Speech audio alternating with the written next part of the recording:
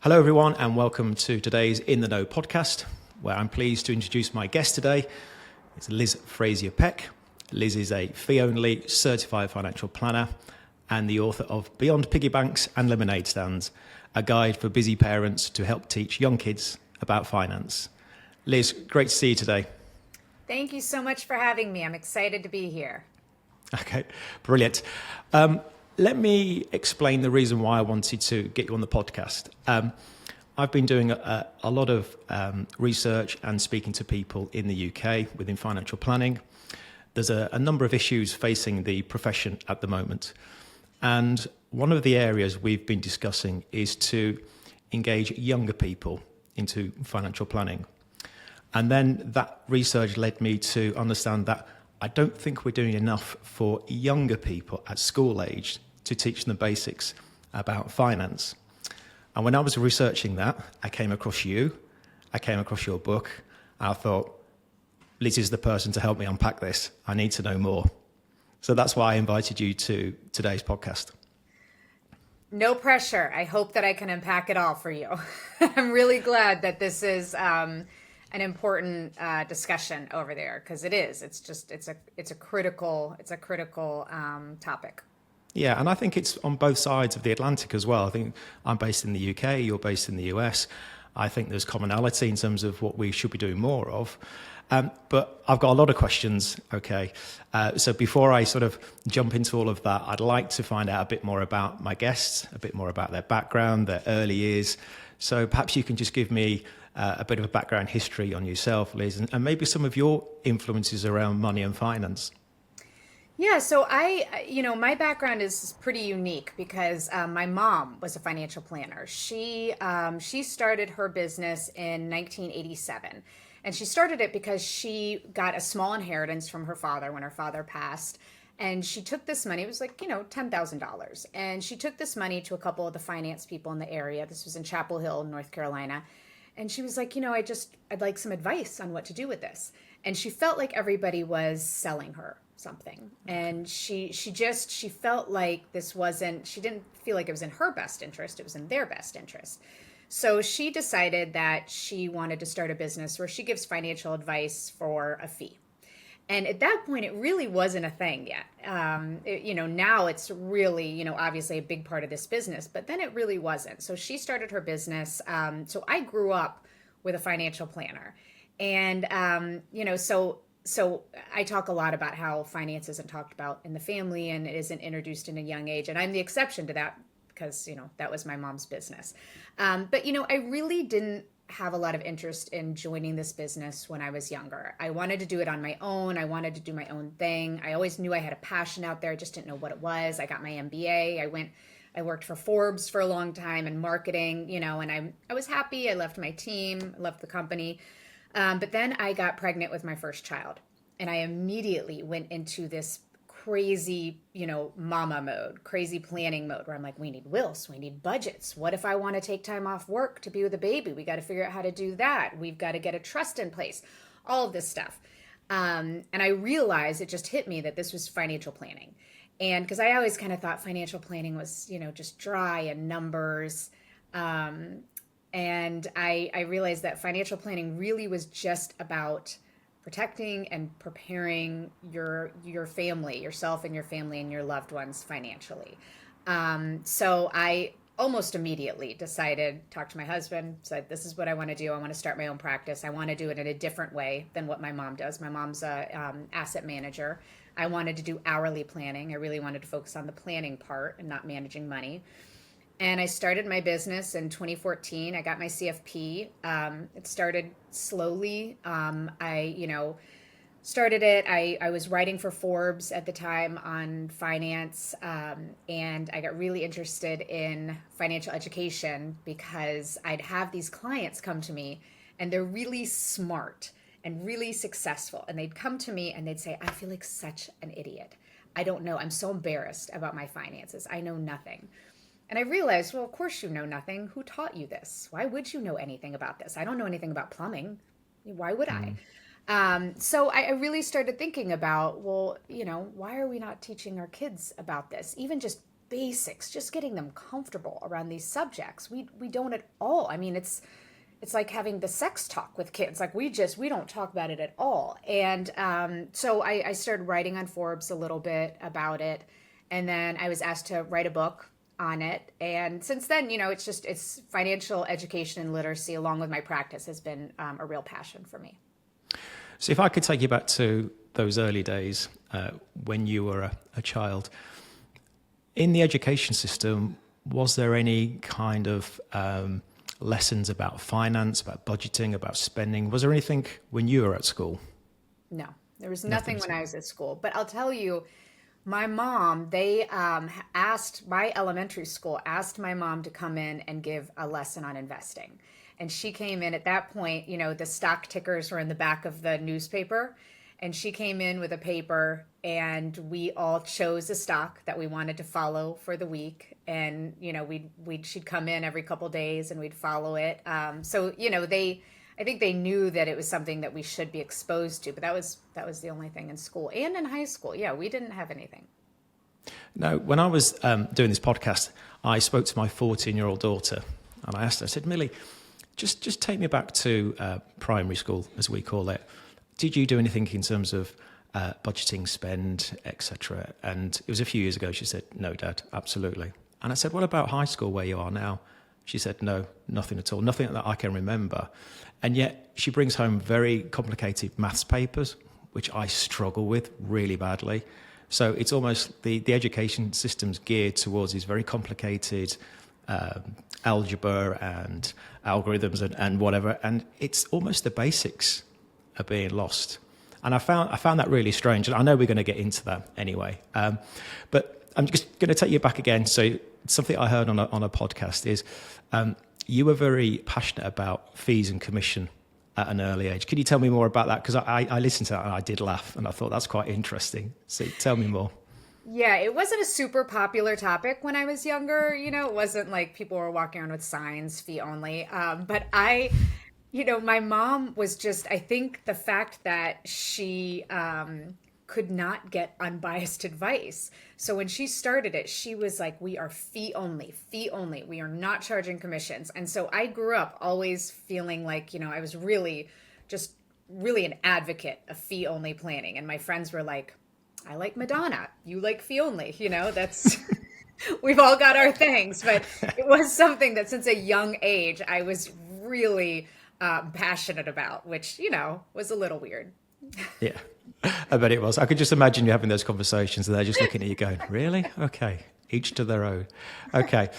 And then you moved to New York, okay, met your husband, got pregnant, and that's when you started to think about, financial planning and security, etc. And tell me about a typical day at the moment. If we move to the here and now, what's a typical day look like for you now? In terms of my practice, I usually spend my day, I'd say I usually have 3 or 4 introductory calls with new clients who are looking for financial planning. And that's, I think, probably one of my favorite parts of my business because I get to really, it's some of the calls, I have a sheet that I fill out as I'm talking to them. I start out, why are you looking for a financial planner? And, talk to me about your goals. And, part of it is obviously how much do you have in savings? What do you make? But a lot of it is really exploring their goals. And that's so fun for me because, people come to me, usually it's, at this point in life, I think I'm doing some things right. There's some things that I want to do. I just, I want to make sure I'm doing it all right. And so I help them really define and prioritize their goals. And it's often interesting because I'll have like a, husband and wife on the call or partners on the call. And I'll say, okay, well, so do you want to buy or rent in a year? And one of them is like, well, we're buying. The other one's like, no, we're renting. And, so a lot of it is me talking them through and helping them figure out how to prioritize and what's important to them, what their values are. And you really get to know people pretty well in that first call because it's not something that they're talking about with anybody else. So I really love that part of my business. And then I'm working on financial plans for existing clients. Some of them are first-time plans where I'm just doing a full comprehensive, retirement planning, investment planning. I really enjoy that. I get lost in playing with the numbers. I have an office up here that's our, kind of attic finished room, and got a great view of the neighborhood. And it's like my happy place up here. And then, I also talk to older clients who've been with me for years, do reviews with them. I try to, that's my priority in my work. And then when I'm light on that, I'm able to write for Forbes. I'm able to work on a new book that I'm trying to, prioritize. But I mean, like everybody, it's hard. It's hard to get everything done. And every day I have to make a list of what's my priority today. It must be a very busy list, and a long list as well. And just going back to financial planning, the clients at the moment, are you seeing any trends at the moment? Have things changed over the last few years? Because I know we've had COVID, we've had some difficult times. I think from the UK perspective, we became a nation of savers again. I think that's changed and we're spending a lot more. But what trends are you seeing with regards to clients and the conversations that you're having? There's a couple things. I definitely am seeing, more of an emphasis on the what ifs after COVID, because now we've all been through the biggest what if. What if a disease hits our world and, people lose their jobs? So I think a lot of people are more aware of worst case scenarios, and they want to make sure that they have an emergency fund, make sure that they're, thinking through that, a little bit more conservative on that side. Especially with understanding. I think people are also getting more of an understanding of the stock market, because once you go through something like that and you see it go down dramatically, but then you see it going up, that's just having experience in the stock market and understanding, okay, the worst can happen, but it usually comes back, which is important. I'm also seeing over the past 10 years, I've really seen more of an emphasis on people not wanting to just come to me and have me tell them what to do. They want to understand what to do. And I think that's so great. And it's so important that, they want to, they need a financial planner to help them with the investments, the more complicated things, make sure that they're on the right path, but they want the financial planner to be their partner. They want to have an idea of, well, why did you recommend this investment? Or why do you think I should do a Roth conversion? What does that mean for my taxes? And I think some people in the industry don't love that trend, because it means they need us less. I think it's really fantastic. And I think that's what we should be all working towards as financial planners and professionals, is to help people understand it on their own and empower them. So that's a big one. And then just specifically within the past year, I can't tell you how many people have asked me to recommend a Roth conversion. I don't know why. I think that, with social media, everybody now is a financial expert on social media, and some of them are really fantastic and some of them are not. I think social media and finance is a real positive, because I think it's encouraging that education. It's making it relatable to people, where people in my industry do not make it relatable. So I think the social media over the years has done a great, has a benefit in my industry. But it also, it gives people information on all these different options, and they just don't necessarily, they don't understand that not everything is for them, that they really, that there's a lot of information out there. You could get as complicated as you want, and sometimes it's too much information. So I think Roth is a really big thing right now that people are talking about, and it doesn't make sense for everybody. It's a great tool for some. It doesn't make sense for everyone. But really, the past, I'd say 12 new clients I've seen has asked me about Roth conversions, and that they want to do a Roth conversion. So can you tell me a bit more about that? Because I'm not aware of that term in the UK. Yeah, so there's, two different types of IRAs, individual retirement accounts. There's the traditional IRA, which when you don't pay taxes on the money that you put in to the IRA. And that's a huge benefit, because it just takes down your taxable income. And then when you're in retirement and you start taking out, and it grows tax-free. Yep. Then in retirement, when you take it out of a traditional IRA, you pay taxes on it then, just as income. Usually that's a positive, because in retirement, typically your income is going to be less than your income when you're working. So your tax bracket will be lower. And Roth is when you pay taxes on the money up front, you put it in the IRA, and then when you're in retirement, you take it out tax-free. Tax-free. So that's the big difference. So if you right now think that if you're not making, like, let's say you lose your job, or you're just, you're just getting started and you're not making any money and you have a very low tax bracket, this is a great time to put money into a Roth, because when you're in retirement, you might be in a higher bracket and have to pay more taxes. So it's better to pay taxes now. But I think a lot of people don't understand, if they're making a lot of money right now and they're in a high tax bracket, you don't necessarily want to put money into a Roth and pay taxes on it when you're at this high tax bracket. So, it's a really fantastic tool, but it's not always appropriate. No. So that's great. So there's a lot of education around that in terms of whether it's right for each client. Yeah. And going back to the clients that you work with, goals-based, etc., I think that's really interesting, because I've had conversations with other financial planners in the UK, and it is you have a very close relationship with people. But there's also quite a big thing in the UK where I think financial planners need to do more with the spouses as well, because it seems to be, if the man is the earner, then they focus on the male, and therefore less so with the female, the wife. And that causes an issue when there's a transference of wealth. So is that something that is happening in the US as well? Is that something you're aware of? Or do you have these meetings with clients and they're normally a couple and you see them together?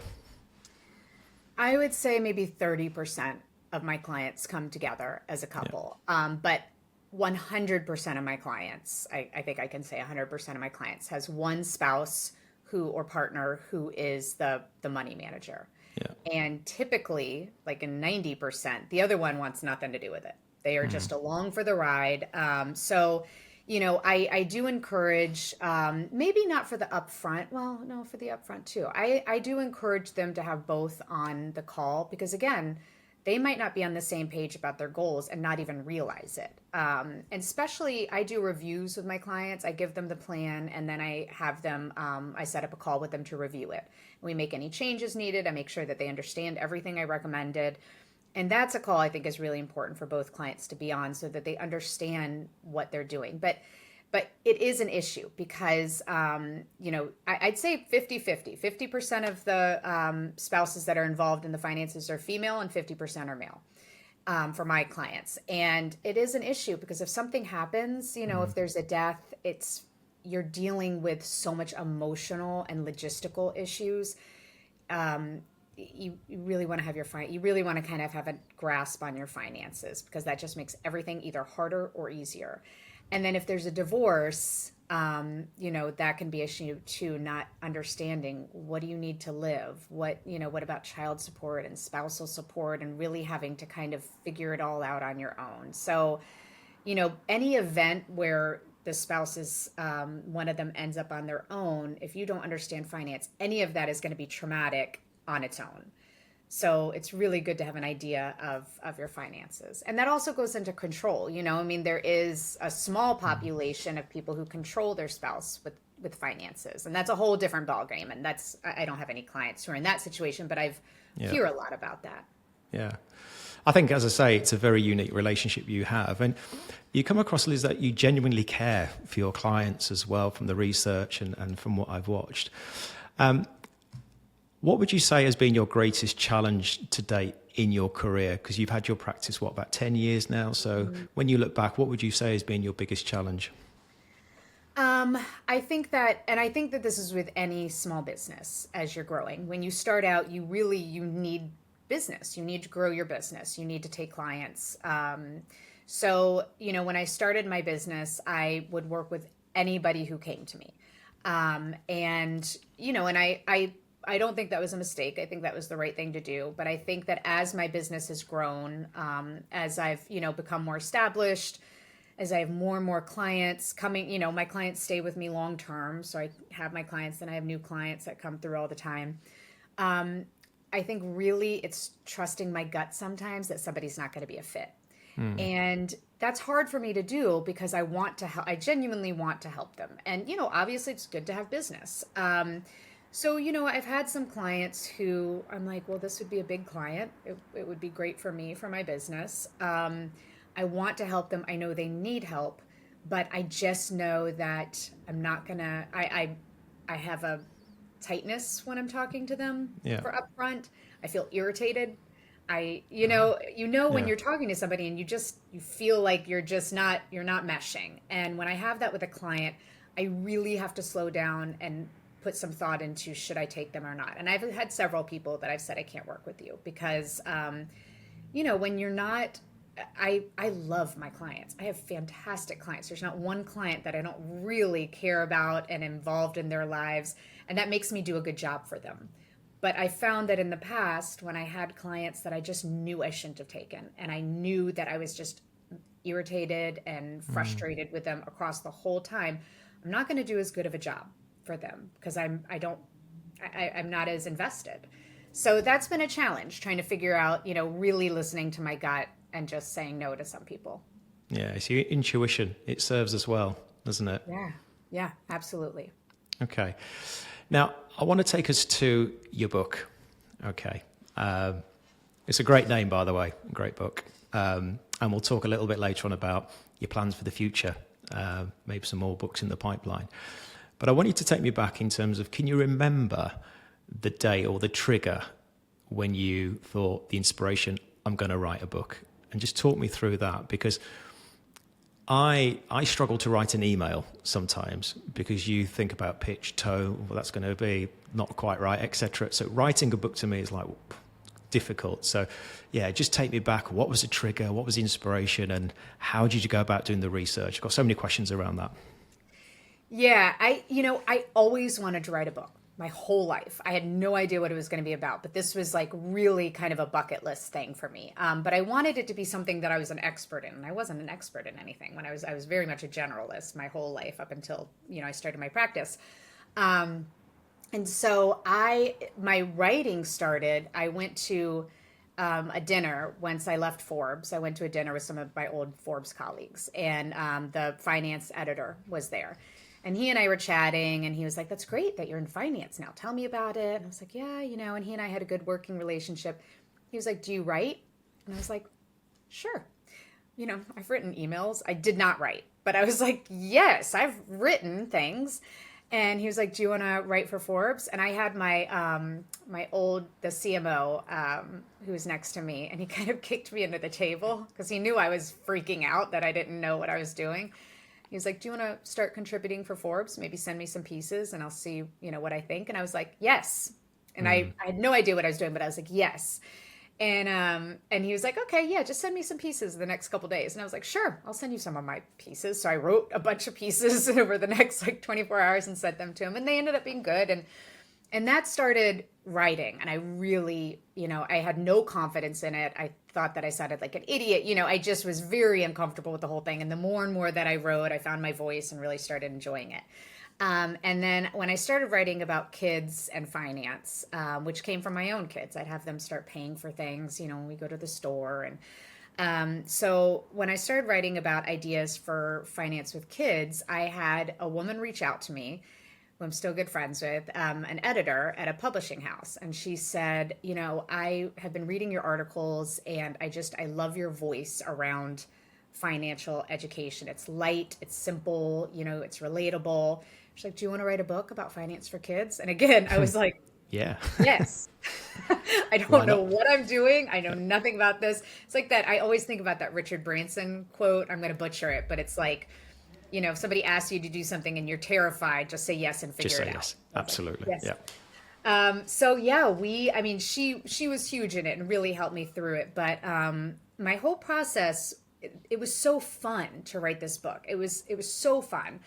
I first started with just brainstorming every possible thing I would ever in a million years want to put in this. And, it was the whole brainstorming. No idea is a bad idea. Just threw everything in there. And then I went through and I organized them all into like buckets, which later became chapters. And then I started thinking about the flow and the actual outline and what makes sense here and what makes sense here. And then, the hardest part is to actually, like, the organizing is fun and easy. The hardest part is to start writing. And it took me 6 months to write the book from start to Okay. finish. I gave myself a deadline or else I just would never do it. I'm not that disciplined. And I would write when my kids went to bed. My kids were younger then. They'd go to bed earlier. So I'd write when they went to sleep. I'd make myself write, at 2-hour blocks or else I wouldn't really get anything done. Yeah, and it was such a fun experience, and I'm excited to do it again because it was great. But it is all consuming. I mean, Yeah. it's a lot of work, and I found that the writing the book was easier for me, and it was more natural for me than the marketing and promoting the book. The marketing and promoting was a lot of work. Like I did a lot of TV shows, a lot of travel, a lot of writing for other publications, a lot of pitches, and that was harder for me than writing. So you had the process, you were writing the book. Were your children like the guinea pigs? Yeah, yeah, Were they were they totally. totally the guinea pig in terms of, oh, we'll try this, see if this works, etc.? Yeah, yeah, they were. And my son was like 3 at the time, I think. And I mean, I'd give him money and he'd put it in his mouth. My daughter was like a little bit more interested, but yeah, I tried to do everything on them.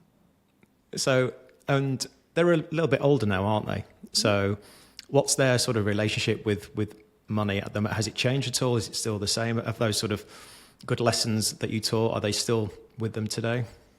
So I think that, I mean, it's hard and it depends on who your kid is. I feel like what I did with my kids when they were younger, and this is kind of what I say anytime and in the book, I'm like, you don't have to give a PowerPoint presentation. Just incorporate finance. It's like nutrition. We don't every morning, write out a bullet list of why broccoli is important. We just incorporate it into their meals. We talk about, how we try to eat healthy. We try to set a good example. I'm not an expert on nutrition, but I incorporate it so that it's just kind of something that they build on and hopefully be healthy when they get older. It's the same thing with finance. From a young age, I had my kids paying for things with, cash and coins. So they started understanding it. I had them start saving for goals and piggy banks. I gave them allowance. I talked to them about, things that I, think, like if I'm like, oh, I really want to buy this coat, but we're going on vacation. So I think I'm not going to buy this coat so that I can have more money for vacation, so I try to just incorporate it. So I think that what I did well with my kids is that they are comfortable around money. And they've got the foundations around saving, smart spending, importance of charity, things like that.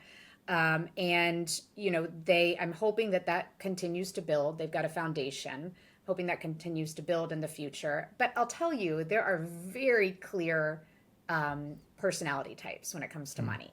My daughter is a saver. She wants to save her money. She doesn't know what she's saving it for right now, but she is not a spender. She's a saver, and she's very proud of that. My son, he gets $1 and he is immediately on Amazon trying to find a shark or dinosaur toy, just the other night he got $20 and he was like, Mom, I want to buy a toy on Amazon. I was like, you can't, you have so many toys. You can't buy another toy right now. And he was like, but it's my $20 and I want to buy a shark toy. And I'm like, but you have every shark toy out there. And I'm like, and you don't even have anything specific that you want to buy. And he's like, but I want to buy something. And it's a mentality, and it's something, and I'm a spender, so I get that. And it's something so you kind of have to work differently depending on who your child is. So for him, it's more, I've really got to focus on like the importance of saving up and thinking about your decisions and things like that. So it's interesting. It's interesting. It's about personalities. Yeah. And it's interesting when you've got two children who are completely different, because mine are the same as well. Yeah. I want to where I want to take this conversation now is, do you think probably talk about why it's a little bit difficult for parents to talk to children about finance? Because I remember when I was growing up, my parents didn't have a lot of money, and I never felt that I went without. But I could sense there's probably, looking back, there was a bit of tension about money in the family because we didn't have any. So I think. And my mum was quite carefree, and my dad was like, you must budget and retirement and da-da-da-da. He doesn't speak like that, but that's what he used to say. But I think looking back, it was difficult for them to talk to me about money because perhaps it was quite emotive for them. Mm-hmm. And I'm just thinking, does that sort of resonate with you? Do you think that's sometimes a problem with parents discussing the basics of finance, that they probably don't want to talk about it because it brings up their fears, their anxieties because they're not saving, they're living hand to mouth, etc.? Yeah, I mean, I think you said it perfectly. I think that finance, it touches every part of our life. It affects every part of our life.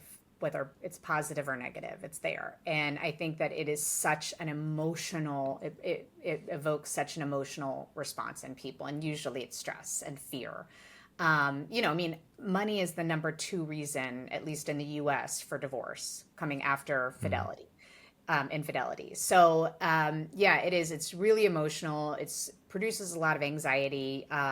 So I think that's one reason why parents don't talk to their kids about it, because they're just so overwhelmed by finance that they just want to, I think they, one, don't want to think about it because it's stressful, and two, they don't want to stress their kids out. But what I will say is that kids assume the worst case scenario. I don't know if you did when you were younger, and you feel the stress from your parents, and you think your brain goes to like the worst case. Yeah. So sometimes I think some communication around that is helpful. I think that I tell this to parents, who are worried about money and they're stressed and they don't really know how to, talk to their kids about money. And I say, talk to them about the decisions that you make, your decision-making process, like when you go to the grocery store, well, let's help me find oranges that are less expensive than this, let's try to do some value shopping here. Or, like I said, when you want to buy something or your kids want to buy something, you can say, well, actually, I think it's more important to use this money for this instead of this. So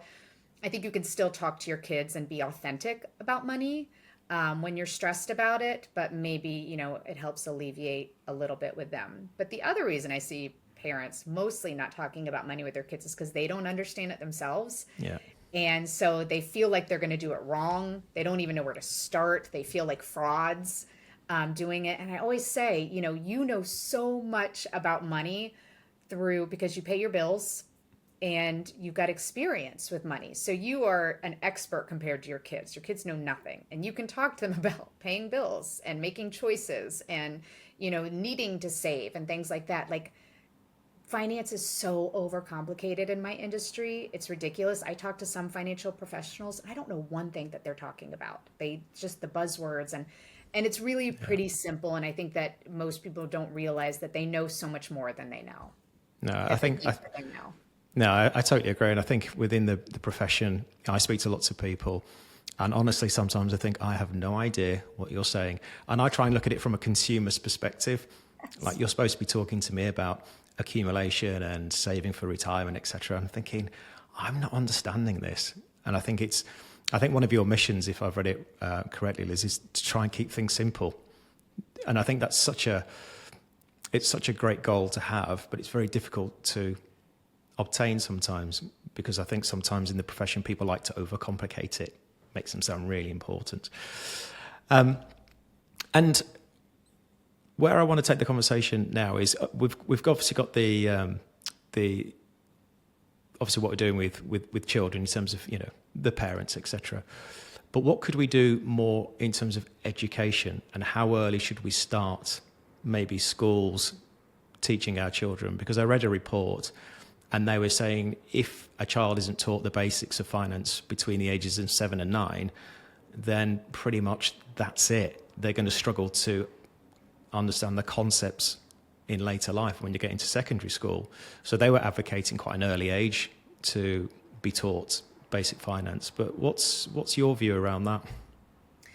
I think I saw that same report when I was doing research for the book. And, I think that in an ideal world, yes, you start in school at age 7. So that's, first grade.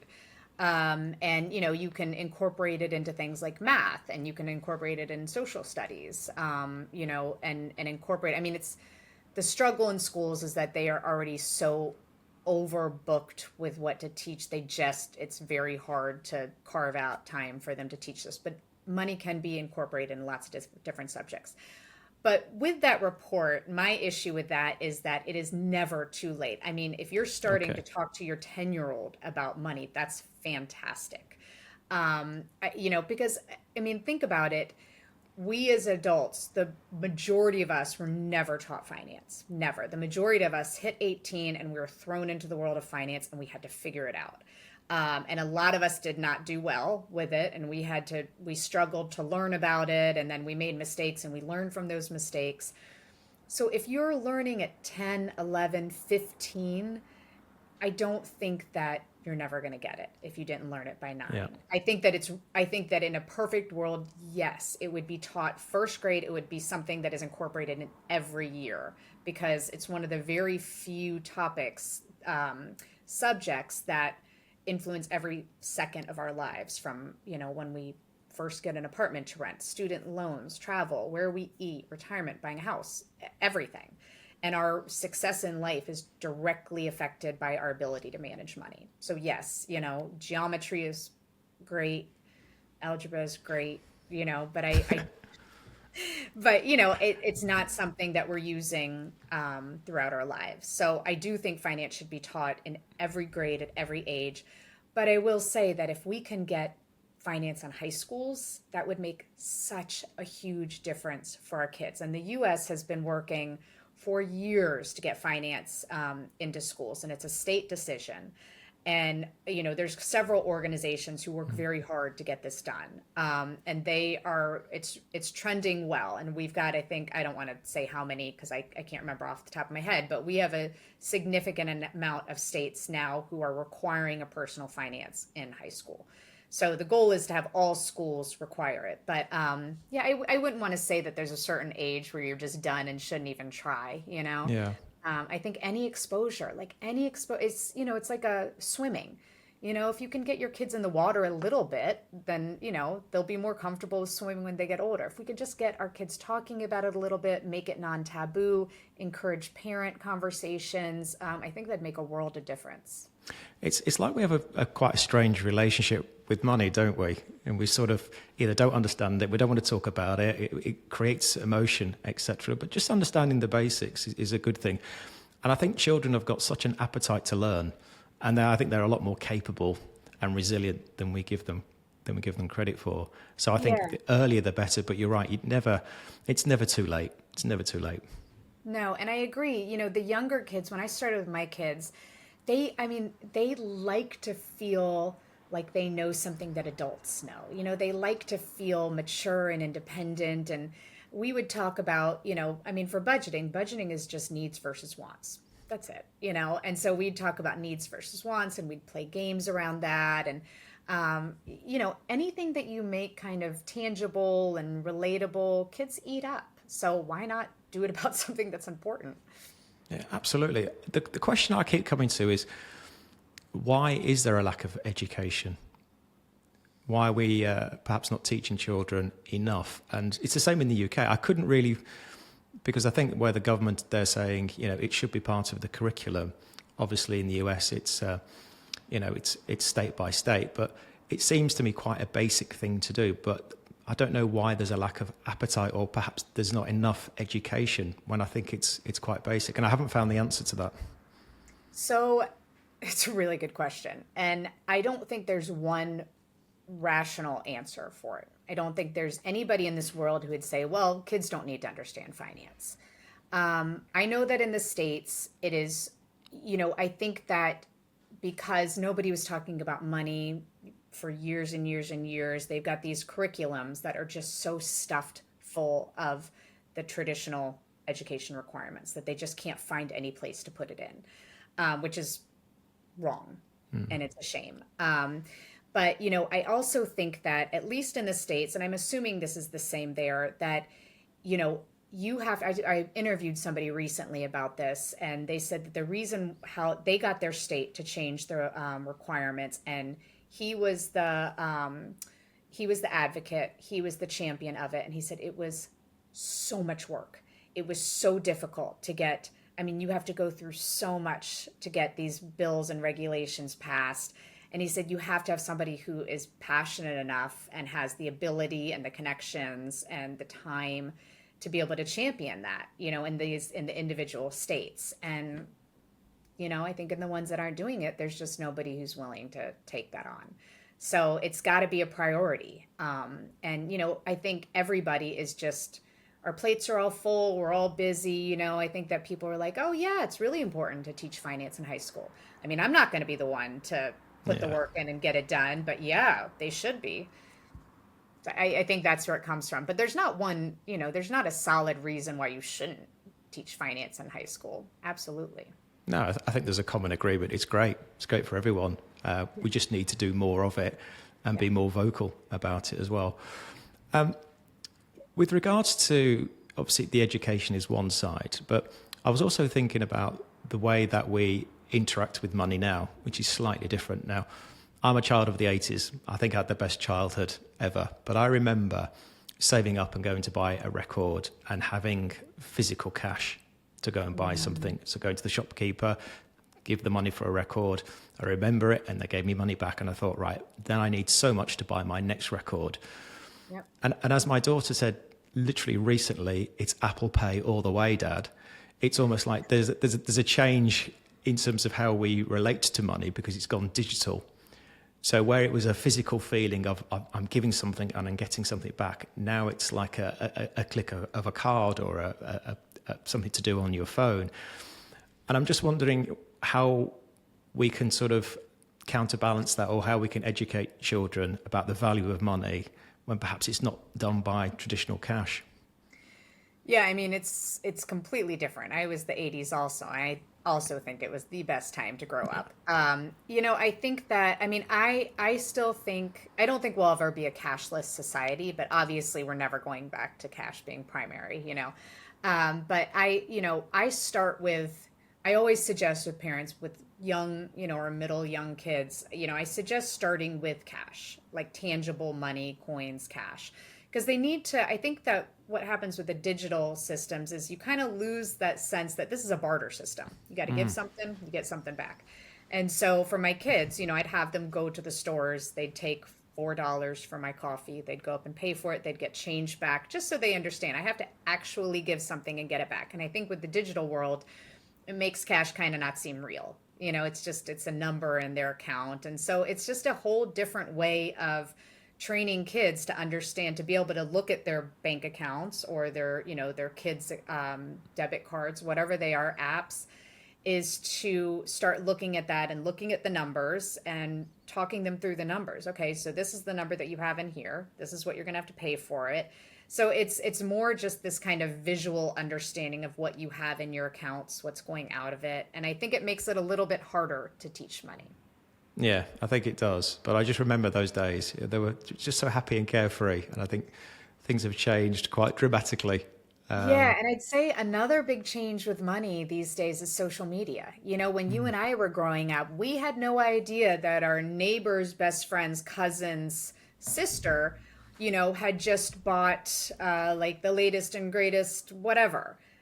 We didn't know, and I think now in social media, you see just money being spent everywhere, these lavish lifestyles. They see all of these people that they should have no business knowing what these people are doing with their lives, with these lavish lifestyles. And obviously, I'm sure 90% of it is not real, but kids don't know that. They just see what they have and they don't have it. So it's social media makes like our relationship with wealth and financial health difficult. Yeah, that's a really interesting topic because there are all these influencers out there as well, and the get rich, just do this and a little bit of Bitcoin and 10 weeks I'm a millionaire. And I think it creates such a negative vibe for kids because they look at that. So when you're talking about financial planning, you're talking about goals, you're talking about long-term aspirations, these kids are being seduced by social media to say, all you need to do is do this, invest in that bit of crypto. There you go. And it's scary. Yeah, it is. And it's so irresponsible. And, I have clients who come to me and I say the same thing all the time. I'm like, there's no magic fix here. You're in debt, you're going to have to pay it off. You need savings, you're going to have to either earn more or spend less. But, with these get rich quick things online, what I tell people, and my clients are, they kind of, most of them don't pay attention to that because they're seeing a financial planner. So obviously they want a professional's advice. But when I hear people talking about this stuff, I'm like, so that kid online is posting every day. He's posting videos. He's creating content, all to tell you about how he just became a multimillionaire overnight with this system. Why is he working so hard to tell you about this if that actually happened? He doesn't need to work. He can just do his system. You really think that he really just wants to share this way to make multi-millions of dollars constantly? No, it's a scam. He's trying to make money by selling you this. Like if found some get rich magic scheme, I'm probably not going to go online and tell everybody about it. I'm going to take a Keep it step back quiet. from work and Yeah. enjoy it. Yeah. Yeah. I think it's strange. And I think I know we're talking about, more education and parents getting involved as well. But I also think it's difficult for anybody, particularly kids, when we live in this consumption age where you've got to buy the next new phone or the next new car or the next MacBook. It's really difficult because, as you say, it's about, a need and a want, and they're trying to get that balance. And I think teaching that to young children is really difficult, especially when it comes to Christmas time, when you get the list of demands, as I used to call it. It's like a negotiation list. It's Well, just, and yeah. also, with Amazon and online shopping, I mean, there's no more, it used to be that we'd have to save up our money, we'd have to go someplace to get something, you look around at the options. Now I can order something and have it here in 2 hours. There's none of that time, it's instant gratification. Or you buy a video game and you immediately download it. So there's none of that natural built-in time to think about decisions like when we were young. I know, isn't it strange that we live in a now society? We've got it Yes. now. And we had to save. We had the anticipation of saving and then a present being, there at some point. But it was just the excitement. And now that's gone. So it's a shame, but we can't go back. So we just have to do the best that we can. Yeah. So if you were to give some parents, one or two bits of advice, obviously reading your book is probably one of them, but what would you say to parents who are probably struggling to communicate with their children about finance? I would say to not be so hard on yourself. Don't add this as something on your to-do list and on your plate of the million things you're doing as a parent. I would say that more than you think that you do. You don't have to do it all at once. Just start very, very slowly. Just very slowly have your kid pay for something. Very slowly talk about financial decisions that you make that you're proud of. Or, even a mistake that you wish you had done differently in the past. Do it within your comfort zone, but how to, what saving is. You're paying bills. You understand the concept of budgeting and saving, even if you're not budgeting, and even if you don't think that you're doing a good job spending. But enough to start very slowly incorporating it. Think about it as nutrition. You kind of try to put some gems in there every once in a while of, well, you should eat right. And, why don't you try this carrot instead of the ice cream and, this and that. Just try it like that. I think that parents get really, I do too with other topics. You get really overwhelmed where you're like, oh my God, I have not, taught my kid about this yet. My kid has no idea. And you think that this is the big thing that you need to put on your list. And this doesn't have to be. You can just start slowly incorporating it, and just doing that will make such a difference in the future. If you can teach your kid, I think the biggest thing that I think about is if you can teach your kid when they get any money, just put something in savings. I don't care what it is. Some people say, 30, 40%, I don't care. Have them put something in savings every time. So the goal is they're probably not going to save for college. They're probably not going to buy their first car with this savings. But they get in the habit of every time I get money, I put a little bit in savings. So then when they become an adult and they get first paycheck, they are like, oh, right, I'm going to just put a little bit in savings. And you're just building that habit. And if you can do that, you have changed your child's world. I think that's great advice. So what are the future plans then, Liz? Is there a follow-up to the book? So I do have another book that I'm working on. It's taking longer because now my practice is bigger and my kids are crazy and, so of that. But I've got a book that I'm working on, and I want it to be around a lot of what we talked about. I want it to be just, what do you do? What do you need to know when you're just getting started with finance? And, there's books out there that are good, that are around this, but I don't think it covers everything. And I mean, it could be you're older and you've just never thought about your finance and you need to start thinking about it. What do you need to know? But it's also, when you graduate college or you graduate high school and you're going to start working, what do you need to know? Like, what about all this paperwork at work? What is that? What does that mean? And your career, that directly affects your ability to make money. So it's got advice around career. What should you do that first day and that first week? What's really important? You want to make relationships. You want to start Okay. showing your value, and then it's long-term career changes. How do you do that? How do you manage that? Networking, keeping your options open. So a lot around that. It's things like when you're renting for the first time. If you can't afford it, well, look at getting some roommates. What are some ways that you can, so very real life, tangible things that you can do if you're just getting started figuring out how to manage your financial world. And, financial world really is very, very little about investments and sophisticated things. It's really about just how to manage your day-to-day financial world. That sounds great. And so this book this isn't for children, for kids. This is for when you've graduated, you're going into the world of work. It's getting the basics right. Just the basics. You're just like you, for whatever reason, at whatever age, you're like, I need to get started on this and I don't know where to start. And this is just a way to like give you just a very, very simple overview of all of it that you need to know. I think I look forward to seeing that book. I think there is a lot of talk about AI and advice which can be done digitally, but I think having a book, reading something, taking an interest, I think there's certainly a place for that as well. Yeah, and I with AI, I mean, obviously that's here to stay, and there's a lot of value in that. But with AI, you have to know what questions to ask, and you have to know what's important to know.